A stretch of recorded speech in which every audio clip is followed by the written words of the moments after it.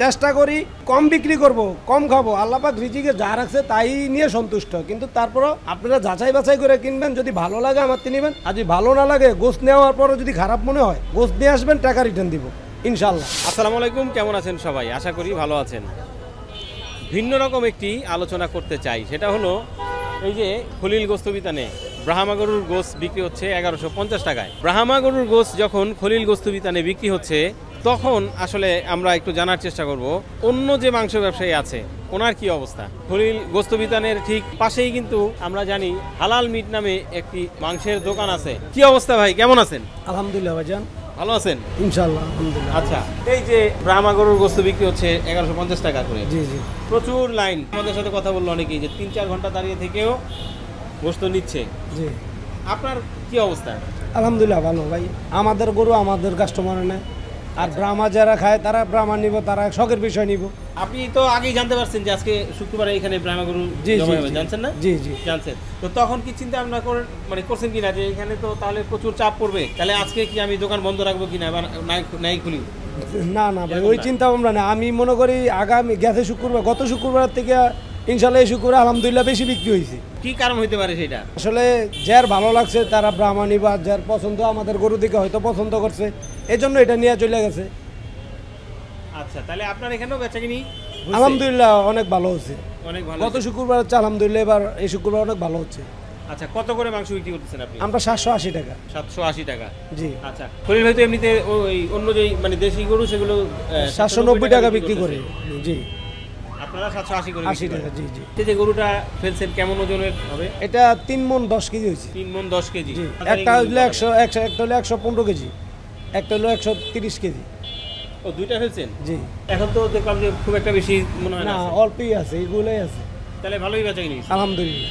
এমনিতে অন্যান্য যে শুক্রবার সেই শুক্রবারে কেমন কয়টা করে যায়? অন্য শুক্রবার ভাই গেছে শুক্রবার আমরা বিক্রি করছি আপনার 1-1.5টা বিক্রি করতে পারছি না, আর এই শুক্রবার আলহামদুলিল্লাহ এই কটাই আছে। ইনশাল্লাহ আলহামদুলিল্লাহ মনে করি চলে যাবে, বাকিটা আল্লাহর ইচ্ছা। তাহলে মোটামুটি আমাদের তো ধারণা ছিল যে আপনাদের দোকান মনে হয় যে বন্ধই থাকবে বা বেচাবিক্রি খুবই তেমন একটা হবে না, তো দেখলাম যে না, আসলে বেচাকিনি হচ্ছে। তাহলে না, এটা ভুল ভাই, আল্লাহ পাক রিজিক যার যারটা তাড়াতাড়ি দিয়ে দিছে, কিন্তু তারপরেও মানুষ আমরা গরুর দোকানের সামনে জব করি, কাস্টমার দিয়ে খেয়ে নিছি, কারণ কাস্টমার গরু পছন্দ করে নিছি। কারণ যখন দেখছি যে ওটার ভিতরে চর্বি, চিন্তা করতে না আমি এখান থেকে নিয়ে যাই, টাকা দিয়ে মাংস নিব। তাতে অনেকে বলে আছে ভাই এত চর্বি নিব না আমরা। আচ্ছা, বড় গরু, বড় গরুর ক্ষেত্রে তো এটা ওটার ক্ষেত্রে আমাদের গোষ্ঠায় নিয়ে গেছে ভাই, এটা দেশি গরু চর্বি কম, এটাই না। আমার তো গরু মাংস এমনকি ব্রাহ্মা খাইতে হবে এমনটাও না, আমার গরু মাংস হইলেই না। ওইটা আসলে মূলত মানুষ শখের, ওইটাই আমি আপনারা বলছি, এটাই যে প্রথমেই তো বললাম যে এটা আসলে শখের বিষয়। আচ্ছা, এমনিতে আপনারা যেটা বিক্রি করেন এটা কি মানে দেশাল নাকি যে অরিজিনাল দেশি সার গরু? আমাদের অরিজিনাল দেশি করস তো আমরা বিক্রি করি, ক্রস বিক্রি করেন না? কখনই আমরা করস বিক্রি করি। আর সবসময় কি 780 করে বিক্রি? সবসময় 780। এটা আপনার ঈদের পরের থেকে 780 করে বিক্রি করতেছি।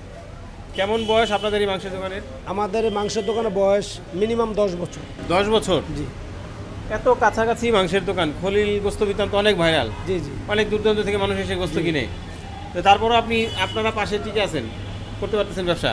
আলহামদুলিল্লাহ আল্লাহ টিকিয়ে রাখছে ভাই। এটা হচ্ছে ভাই আমাদের দিকে যারা মাংস নেয় না তারা আমাদের মর্ম বুঝে নেই, আর যারা একবার নিজে ইনশাল্লাহ অন্য কোথাও যাওয়ার চিন্তা ভাবনা করেনি, কিন্তু কম বিক্রি করি, কিন্তু যথেষ্ট পরিমাণ মানুষের সেবা দেওয়ার চেষ্টা করি যে ভালো দিব, ওটা নিয়ত করেই দিই। কিন্তু অনেকে ভাই বাসা থেকেই নিয়ত করে আসে খলিল ভাইয়ের থেকে নিব, কিন্তু তারপরেও আল্লাহ পাক ঘুরিয়ে আমাদের কাছে যে কাস্টমারটাই আসে ইনশাল্লাহ পরবর্তী ওনারা আবার দেখি যে আসে যে ভাই নিয়েছিলাম ভালো লাগছে আবার আসছে। আচ্ছা, কিন্তু নিয়তটাই করে আসে যে খলিল ভাইয়ের থেকে মাংস নিব, এখানে আসলে বের হয়ে আসে নিয়ত করে আসে। জি, যে নিয়ত করে আসে খলিল ভাইয়ের দোকান থেকে মাংস কিনবো। আপনার এখানে কি খাসির গোস্ত পাওয়া যায়? জি, খাসি পাওয়া যায়। কত করে বিক্রি করেন? আমরা খাসি অরিজিনালটা 1200 টাকা বিক্রি করি। 1200 টাকা কেজি। জি। জিহ্বার মাংস কেমন দাম? জিবলা মাংসের দামই 750-80। আর মাথার মাংস? মাথার মাংস 500 টাকা কেজি। 500 টাকা কেজি। ভুড়ি কত করে বিক্রি করেন? বড়ি 350-400। পরিষ্কার করে না ছাড়া? না, পরিষ্কার ছাড়া। পরিষ্কারটা আপনার ওটা চুন দিয়ে পরিষ্কার করলে এটা অয়েস্টিজ বেশি হয়।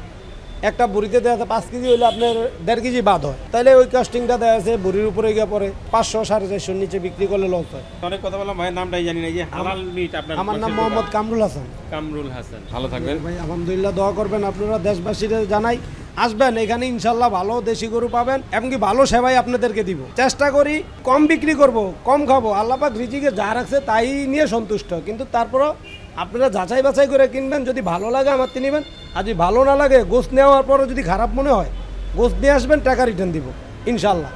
আচ্ছা এটা প্রতিশ্রুতি রইল। আমাদের রাস্তার উপরে দোকান তো এটা হিসাব নাই, আমরা দেখাতে শুক্রবারও একটা বিক্রি করতে পারি না, আবার দেখাতে রবিবারে 5টা বিক্রি করতে পারি। ও বাবা, আচ্ছা আচ্ছা, ওইটার কোনো ঠিক ওটার কোনো ঠিক নাই। আসলে রাস্তার উপরে দোকান তো কখন যে কাস্টমার ঢল পড়ে জানি না।